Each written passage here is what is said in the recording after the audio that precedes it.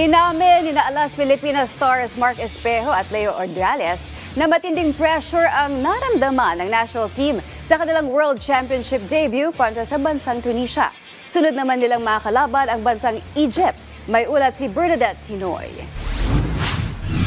Kasunod ng pagkabigo ng World number 82 na Alas Pilipinas kontra sa World number 42 na Tunisia sa 2025 FIVB Volleyball Men's World Championships na idinaos sa Mall of Asia Arena. Aminadong pambansang kupunan na nahirapan silang patumbahin ng kalaban sa unang dalawang set pa lang, dahilan para matalo sila sa opening game ng torneo. Ayon kay Alas star Mark Espejo, matinding kabang naramdaman ng national team dahil ito ang unang beses na nakapaglaro ang Pilipinas sa world-class event. Physically, o skills po, ready naman po lahat talaga. Mas nauna lang po talaga ng kaba. Siguro ng tense kasi dahil nga first time. Tapos yung iba, mga bata pa po talaga at walang experience po sa ganitong level. Pero yun, siguro po,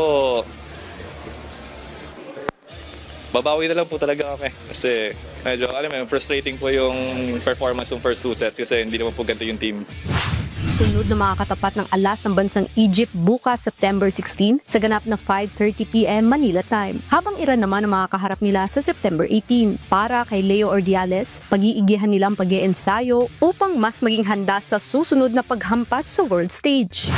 Mindset lang, siguro yung mga airs namin, siguro dodoble pa namin para dodoble yung training para ma-execute pa ng maayos.